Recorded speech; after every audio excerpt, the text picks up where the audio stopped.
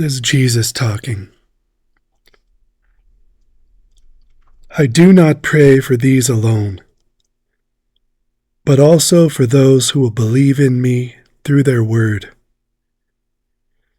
that they all may be one, as you, Father, are in me, and I in you, that they also may be one in us, that the world may believe that you sent me.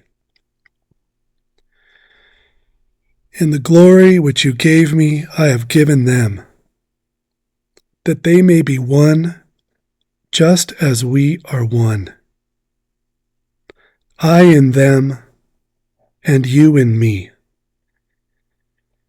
that they may be made perfect in one, and that the whole world may know that you have sent me, and have loved them as you have loved me.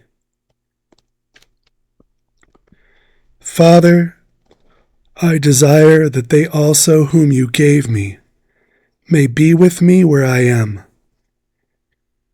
that they may behold my glory which you have given me. For you loved me before the foundation of the world. O righteous Father, the world has not known you, but I have known you, and these have known that you sent me. And I have declared to them your name, and will declare it, that the love with which you loved me may be in them, and I in them.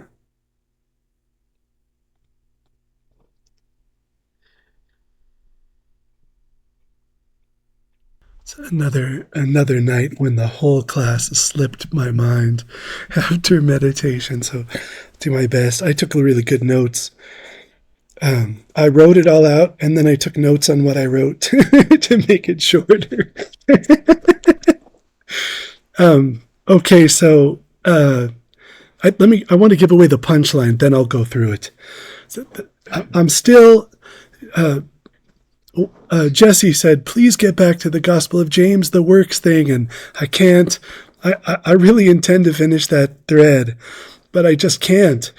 So what I'm still on is this theme that the only thing that should be in the way of you becoming a saint is just simply any real attachments you have to the world or to your ego that are holding you back. And that's to be expected, because we're all so human. But I'm trying to help you guys shed any false religious baggage or understanding that you might be carrying that would keep you flinching when you're meditating, just not quite willing to give yourself fully to God. And it's okay if you have control issues, and so turning your whole will over to God fully is hard for you. That's okay. We can navigate that because that's a real issue that you have. So that's real. I mean, it's an illusion and it's ridiculous. But we all have this illusory ridiculousness. That's a real thing you have. You can inventory it. You can find out why you want to keep control. You can address that and you can work. God can heal that. But what we don't want is any lingering false religious baggage that could be keeping you from opening yourself fully to God. We don't want that. And so that's the sort of theme. And so here we are. I read this segment out of the Gospel of John. Any one of those lines is the fruit of years of meditation. John was exceedingly enlightened. What they know about John is that he was exceedingly contemplative. He wasn't more enlightened than Paul or Peter, but he was extremely introspective and meditative. And his gospel came last. When it was written, I don't know if you guys know, there's a lot of church history. We have a lot of church history. And when it was written last. It was written in, they think maybe around 90 AD by John. And there was the thought at the time, do we need another gospel? We already have the three. What do we need another account of Jesus for? There was this thought, we don't need it. And then John just dropped this bomb on them. It's so profound. And, if you're new to Scripture, you might not see it, but there's one sentence. And I have declared to them your name. This is Jesus talking about the Trinity, about the Father. And I have declared to them your name, and I will declare it, that the love with which you loved me may be in them, and I in them. And you think, okay, yeah, Jesus is in us, God's love is in us, but you have to understand that that is an exceedingly high state of consciousness. It would almost certainly include the ability to work miracles. It's a non-dual awareness that is permanent. Okay? A union with all of creation. It would include a sense of community and being with company when you're alone. Right? Because you've got a host of saints in the body of Christ that have crossed over, but they're not dead, they're alive. And so you feel that you're with them and they're with you. It would include an awareness of living inside of God and having God live inside of you. And the Catholic term for this is deification. And you guys all know this, but it's deification. That you have become God, not by nature, but you have become God by participating in God. Participating in God's love, God's consciousness, and God's being. That's in this. This is John's particular gift of making this clear. But when Jesus hits the scene, they know him as the carpenter. It is true that no one ever accused him of ever seeing Jesus sin in any way. So he was sinless his whole life. He lived a perfect life, but he did not reveal who he was till he was like 30 years old. He didn't work any miracles publicly till he was 30 years old. He didn't do any serious public teaching till he was 30 years old. He just lived as a normal person until then. Then he hits the scene as this messianic figure and begins to teach. And the disciples are freaking floored. They're just blown away. They're scared. They're blown away. Their entire religious foundation is rocked to its core by Jesus. And for lots of reasons. One reason is he's walking on water.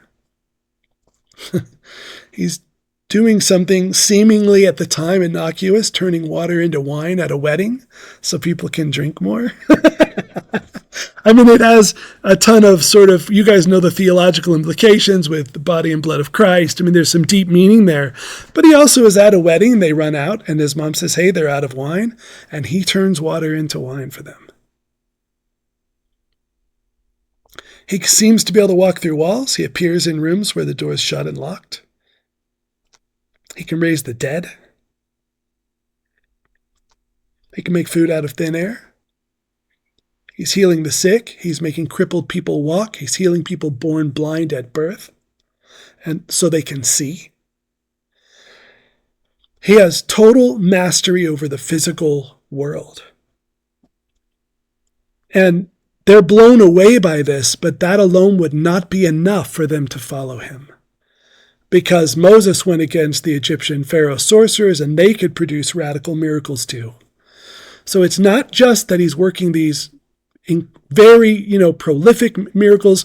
We have a ton of accounts of miracles, but it's said that he did way more that they never wrote down. He worked a lot of miracles. He's exorcising demons all the time too. He's able to identify possession and exorcise demons out of these people. But here John is telling us that Jesus is inviting us to live where Jesus is, to be where he is, to come to that place. And he's teaching, and Jesus is teaching a way to come to that same place, to be in the same place that Christ is in. And that's Christianity. That's what it is. And you might think, cool, Clint's teaching fringe. This is called deification in Catholicism. And there's never been a single generation since Jesus lived and died where Christianity has not passed on this enlightenment from disciple to student. This exists. There's a way. But you can't have phobias. Your phobias have to be transcended. You can't have judgments. Your judgments have to be transcended. You can't be distracted by the world. Whatever's taking your time and love in the world has to be transcended. Our fears have to be transcended. He offers a way to come to this infinite love, but all of those things can't come with you. You can't take them with you. They have to be left behind. Our vanity and vainglory has to be left behind. It can't go with us. Our worldly identities, whatever those are. I was talking to someone this week, and we were two different people talking about sort of like career paths and how we must not identify with our career. We must not. And I was telling this person that I really never, ever, ever think of myself as a spiritual director, ever, unless I'm actually doing the activity. The moment I'm not, I shed it completely, and I never, ever think of it, because it's an identity that would kill my spiritual growth.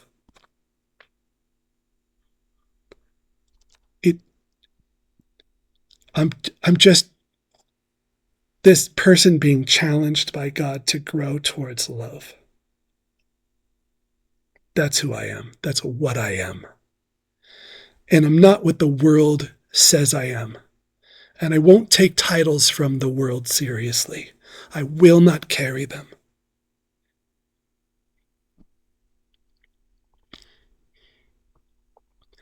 Because I see it as competing with my true identity, which is a child of God. And that has to be my identity. That has to be what I really think of myself as. A student of Christ, a child of God. And those other competing identities just have to be slayed at some point anyway. So there's no reason to carry them around. And no reason to value them. I had a sort of, whatever you call it, someone coming to the center that became a doctor and really became a doctor, and you had to call him doctor, and that was it. That's no chance forever, ever. He will never get through even the first stage of the journey. Never. Unless he can shed that. It's over. Just needing to be called doctor, making sure people call him it, it's done. Just give up. Just don't even bother. There's no chance. But it doesn't matter if it's accountant, or it doesn't matter what it is. These things don't matter. They can't matter. None of it can matter. And John of the Cross, too strict. I understand. I say don't read him, but he said, one thing he said I like, he said, it doesn't matter how thin the string is. That's keeping the bird from flying. It is keeping the bird from flying.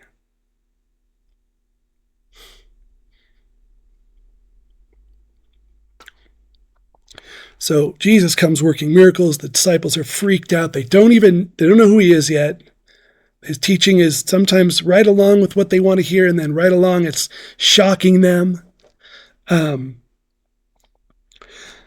The miracles aren't enough. The other thing is that he just is perfectly moral. Perfectly moral. Just never sins. Never. So now he's got these superpowers, which can be sorcery instead of miracles, but now with all that moral character, it's looking like miracles instead of sorcery. And there's this other thing. His spirit, his power is transmitted to them through his speech.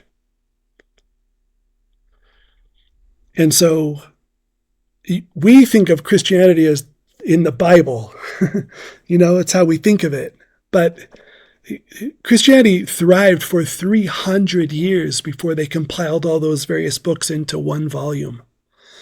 And a poor community, might not even have one full letter from the disciples during that time period. Think about that.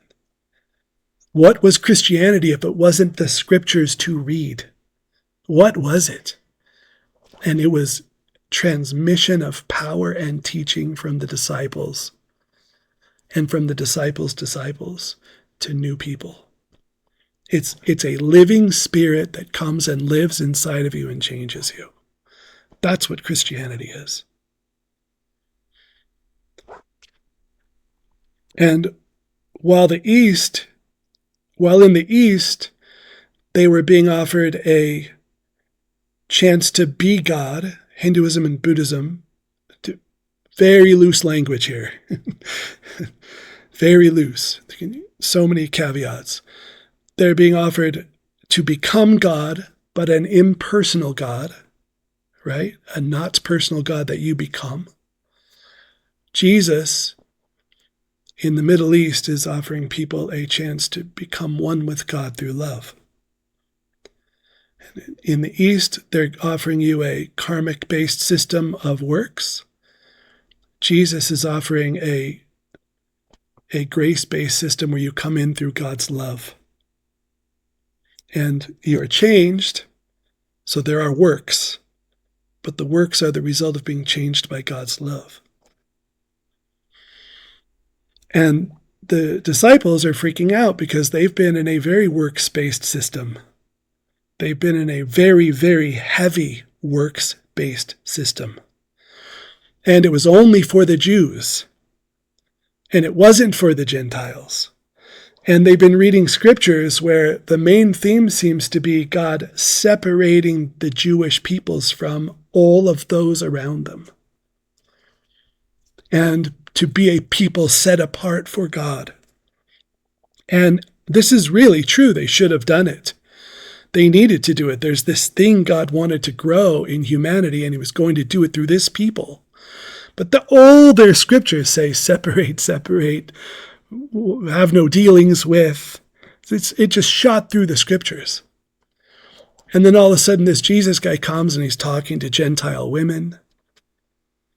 And then the Holy Spirit comes in Pentecost and blows them open so powerfully that the people around them think they're drunk. They're high on, we would say high on something. And now all of a sudden, it turns out that this entire thing God separated the Jewish people for to give them is to be given to the whole world. So what is Christianity then? It's a sense of radical freedom from our suffering, from our fears, from our desires, from our ambitions, from our vainglory, from our vanity, from our pride. Christianity is radical freedom from everything that ails us, but with an accurate diagnosis of what it is that ails us. Because if you're in sorcery, what ails you is that you want that car and you just have to say the right magic words to get it. That's sorcery's answer to what ails you. You don't have the perfect boyfriend, so you can get one just with the right spell. That's its diagnosis of what ails us. We have these things we need to be happy, and there's a magic way to get them. That's what the Jews thought too. That's why they couldn't recognize Jesus at first, because Jesus was meant to be a physical king in the world that would set the Jews up as owners of everything and those who run everything. The whole world even is what they thought. Then Jesus comes along and he lets himself die on the cross. And he says, and you too will die as I have died. But take heart, I have overcome the world. And so their understanding of what it means to have spirituality is so shaken. Many leave, they just walk away. But the ones who stay learn about a different kind of freedom, a kind of freedom that's, instead of getting everything you want, it frees you from what you want. Instead of protecting you from what you fear, it frees you from being afraid. It's a very different freedom. Jesus says, in the world you will have trouble, but take heart, I have overcome the world. So the message is radical joy and love and freedom from our suffering. That's the message. And it's so intense that they look intoxicated to other people. But when they write it down, their only reference point is the Old Testament. That's filled with, like, fire and brimstone. So when they write this incredibly freeing message down, so free that people blind their eyes to it in order to stay imprisoned, it's so free, it's scary. Anyone who wants to stay low gets pulled high. Anyone that wants to stay high gets pulled low. Anyone that wants to be seen is told not to be seen. Anyone who wants not to be seen is told to be seen. Jesus has something that will bug and stretch and scare everybody, and Jesus has something that will comfort and nurture and gently love everybody. Jesus is scary and safe.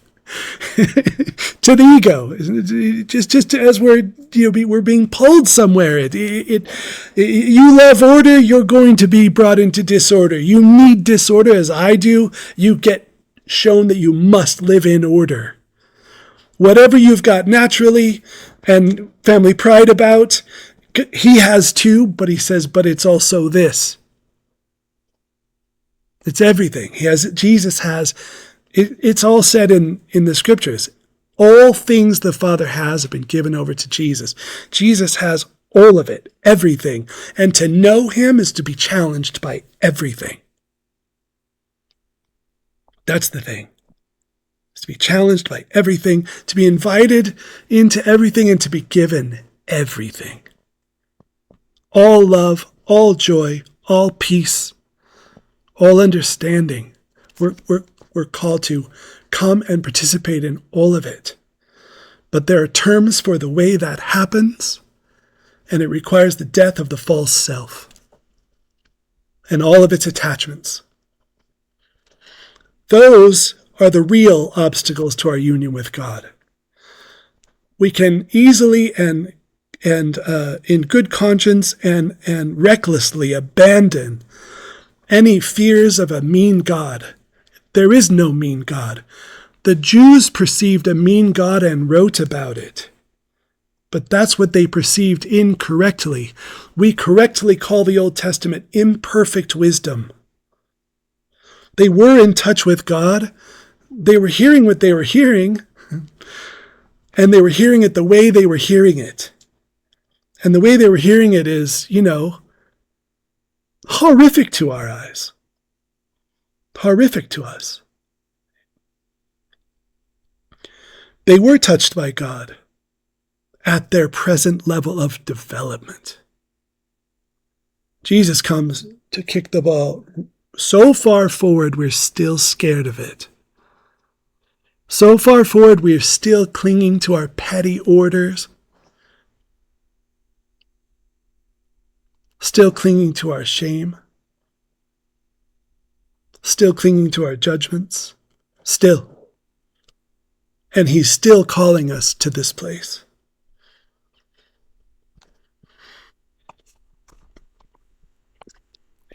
Father Carley, the guy that taught me theology, he used to say this, and made some Catholics really mad. You guys will love it.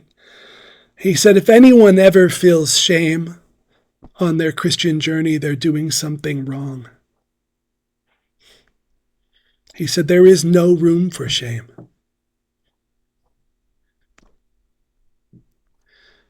Genuine remorse is good. Shame is evil. It has no place. If you think God isn't for you, if you think God doesn't want your great joy and your great love, you have the wrong God. If you think you got to protect stuff from God taking it, you got the wrong idea. It's the wrong idea. I dated this woman for a while that was a mystic, right before I met Mary. And she was sort of a chemist and a mystic, and really mystical. If I did Tai Chi at a certain time of day, she would be able to tell me when that was. She could feel me doing Tai Chi. And when you were with her, you could feel I was kind of like that back then too. So we were together. It was like you could feel the whole city. You could feel everyone in it. It's real mystical in that way. And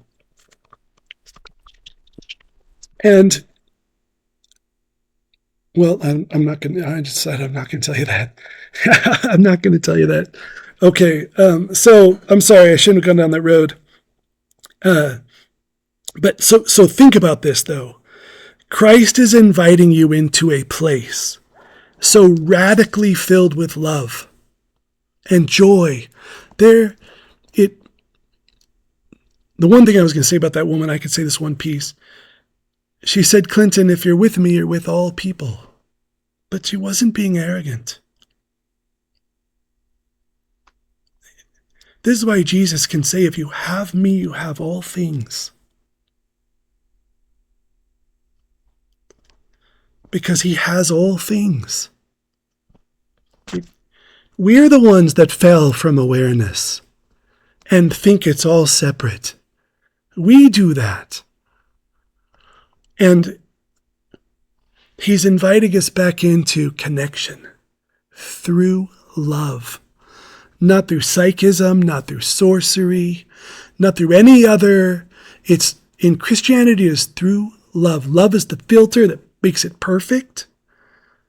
Love is the filter that makes it pure. Love is the power that connects all things to all things. Love. And that's why we can't cling to our fears, because fear doesn't love. That's why we have to shed them, give them to God, let God heal them.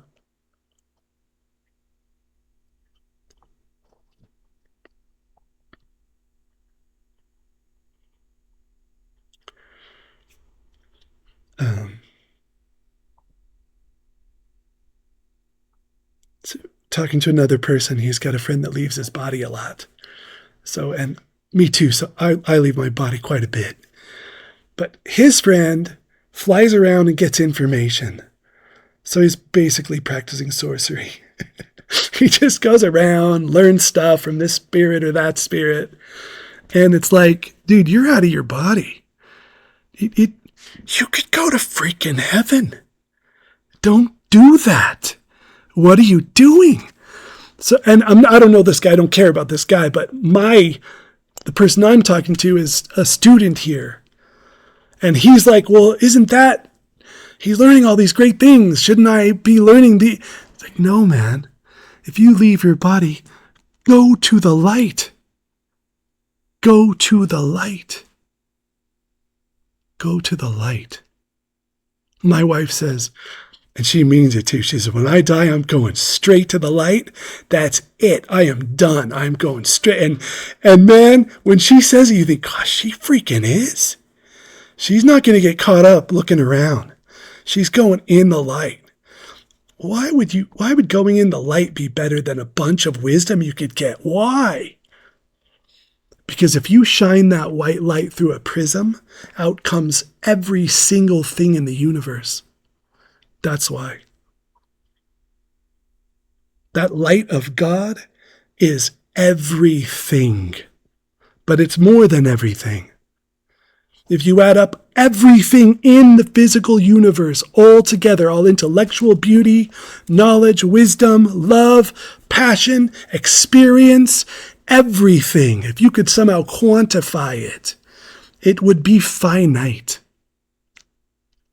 And love is infinite. Infinite. It's everything. And it took them a long time to figure this out. That you could get everything by leaving everything and going to the one thing. And in your own path, you must know you stumble on this one all the time. It is get a little squirrely. I need something. It's like, do you need, in that moment of squirreliness, you have the best chance ever of getting more God. Go to God with it. In that need, you can get more of the real truth if you turn to it.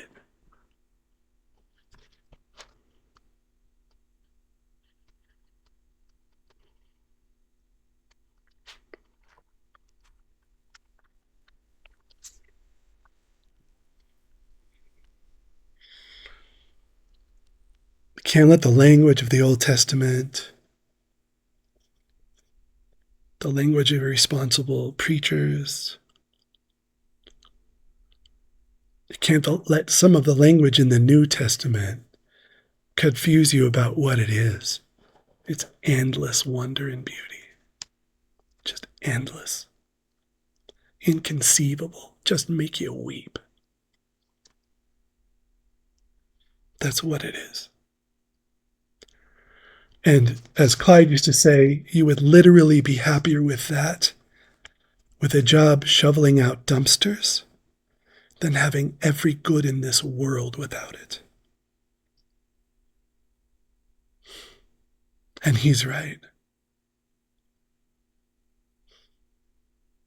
So what are we protecting?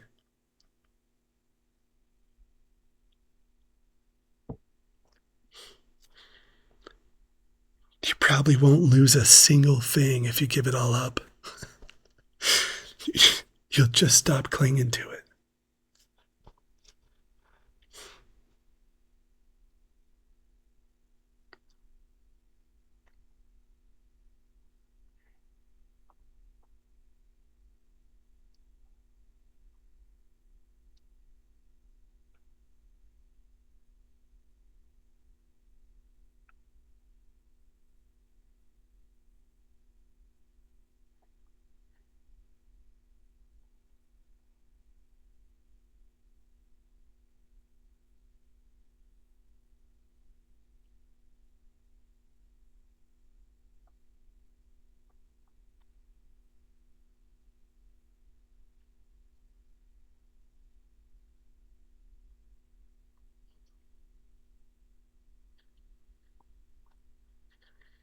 And one last thing about this. Someone leaves their body, or whatever, but what I've noticed is you don't have to leave your body to go straight to the light. Where is your will? Where is your mind? There's a Grateful Dead lyric. It's really great. It says, I can tell your future. Just look what's in your hands.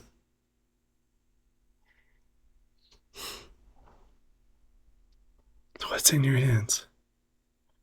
Because that's your future.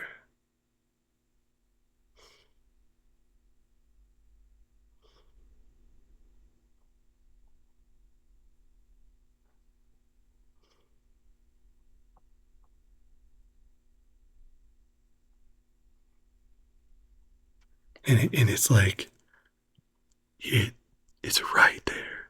It's right there. You can just be in a room alone, or you can be in a room with Jesus. It's just that. It's That's it. You could be in a room alone, or you could be in a room filled with light. That's up to you. That's up to you. Where are you? And I think right now there is a I mean I shouldn't use this kind of language, but dude, there is a great evil on the planet distracting people at every turn. It's a circus out there. And don't go with them.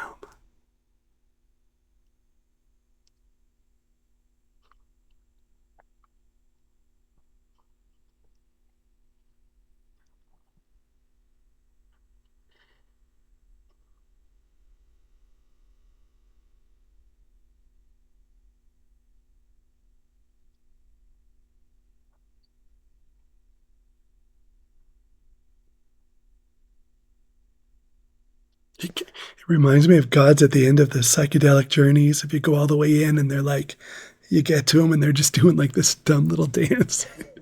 I swear, like there's just endless power shining off them, but you get to them and you're like, that's it? They're just going like, I mean, that's like that's it. That's what got me high from the beginning and did all that to me. I go all the way to the end and it's the final boss and it looks kind of like a cartoon. That's a distraction, man. The light. The one true God. Not a distraction, not disappointing. Everything in it, everything in it.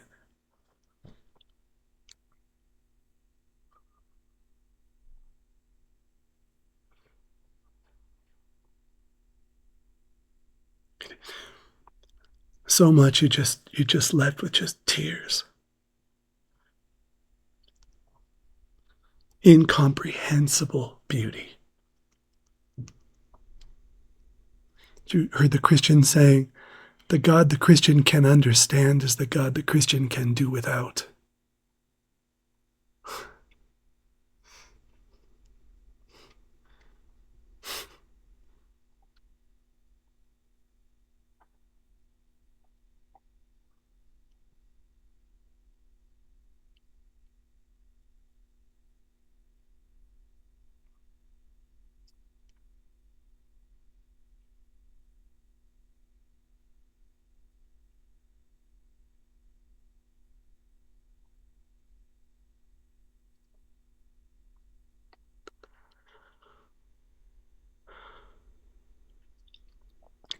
Last thing, if you can shed that false God, if you can get rid of it, you'll find yourself running to God. You will. You'll find that your own fears and things aren't really that. They're not. Some of us have got some stuff, but I mean, it isn't the biggest obstacle. The biggest obstacle is you're a little afraid God's kind of mean. And it's not like that. So much love.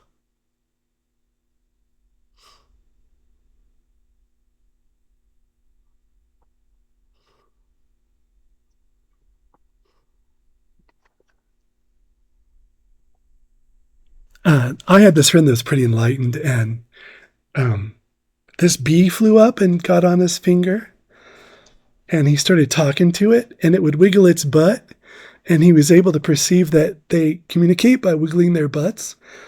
And I was telling my wife and daughter that, and Cass said, yeah, they do. And she has noticed that they wiggle them in certain ways. Like, when you're in it, you notice everything is. Like everything.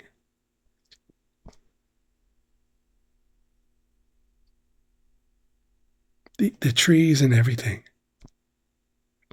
And we got this world on offer, dead, meaningless, cold, resources to be exploited, or alive, living, gorgeous, beautiful, meaningful communion.